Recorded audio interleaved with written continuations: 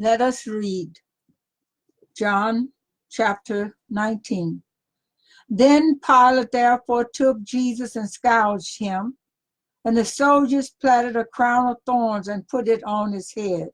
And they put on him a purple robe, and said, Hail, King of the Jews! And they smote him with their hands. Pilate therefore went forth again and said unto them, Behold, I bring them forth to you, that ye may know that I find no fault in him. Then came Jesus forth, wearing the crown of thorns and the purple robe. And Pilate said unto them, Behold the man. When the chief priest therefore and officers saw him, they cried out, saying, Crucify him, crucify him. Pilate saith unto them, Take ye him and crucify him, for I find no fault in him. The Jews answered him, We have a law, and by our law he ought to die, because he made himself the Son of God.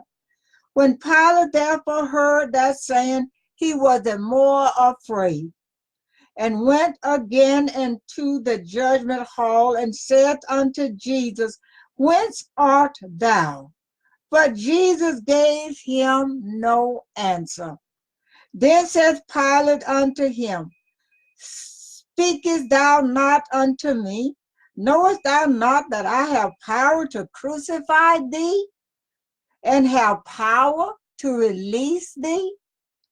Jesus answered, Thou couldst have no power at all against me, except it were given thee from above.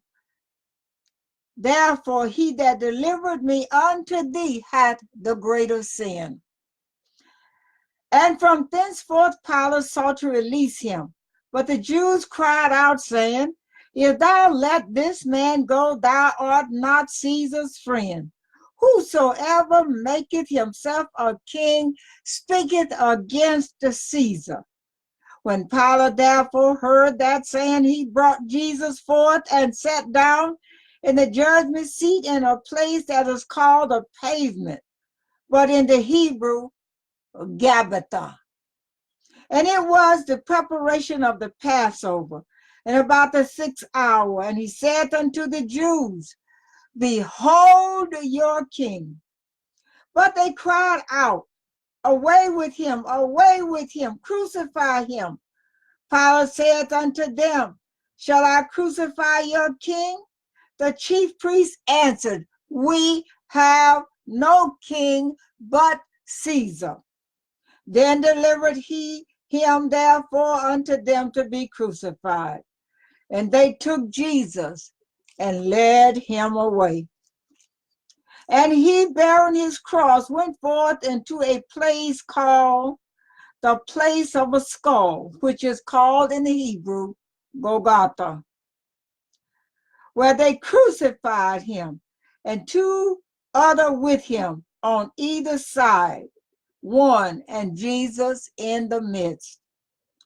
And Pilate wrote a title and put it on the cross, and the writing was, Jesus of Nazareth, the King of the Jews.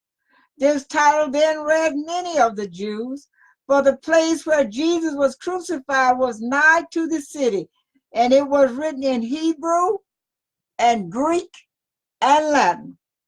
Then said the chief priests of the Jews to Pilate, Write not the King of the Jews, but that he said, I am King of the Jews. Pilate answered, What I have written, I have written. Then the soldiers, when they had crucified Jesus, took his garments and made 4 parts, to every soldier a part, and also his coat. Now the coat was without seam, woven from the top throughout. They said therefore among themselves, Let us not rend it, but cast lots for it, whose it shall be, that the scripture might be fulfilled, which said, They parted my raiment among them, and for my vesture they did cast lots. These things, therefore, the soldiers did. Now there stood by the cross of Jesus his mother and his mother's sister, Mary, the wife of Cleophas, and Mary Magdalene. When Jesus therefore saw his mother and the disciples standing by, whom he loved, he said unto his mother, Woman, behold thy son. Then said he to the disciple, Behold thy mother. And from that hour that disciple took her unto his own home. After this, Jesus, knowing that all things were now accomplished, that the scripture might be fulfilled, saith, I thirst. Now there was set a vessel full of vinegar, and they filled a sponge with vinegar and put it upon hyssop and put it to his mouth. When Jesus therefore had received the vinegar, he said, It is finished. And he bowed his head and gave up the ghost.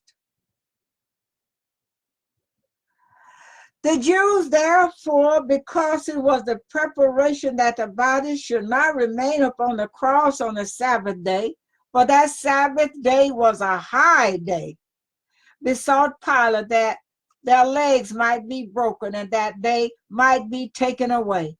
Then came the soldiers and broke the legs of the first and of the other, which was crucified with him. But when they came to Jesus and saw that he was dead already, they broke not his legs. But one of the soldiers with a spear pierced his side, and forthwith came there out blood and water. And he that saw it bare record that, and his record is true, and he knoweth that he saith true, that ye might believe. For these things were done that the scripture should be fulfilled. A bone of him shall not be broken. And again another scripture said, They shall look on him whom they pierced. And after this, Joseph of Arimathea, being a disciple of Jesus, but secretly for fear of the Jews, besought Pilate that he might take away the body of Jesus. And Pilate gave him leave. He came therefore and took the body of Jesus, and there came also Nicodemus, which at the first came to Jesus by night, and brought a mixture of myrrh and aloes, about 100-pound weight. Then took they the body of Jesus and wound it in linen clothes with the spices, as the manner of the Jews is to bury. Now in the place where he was crucified there was a garden, and in the garden a new sepulchre, wherein was never man yet laid. There laid they Jesus. Therefore, because of the Jews' preparation day, for the sepulchre was nigh at hand.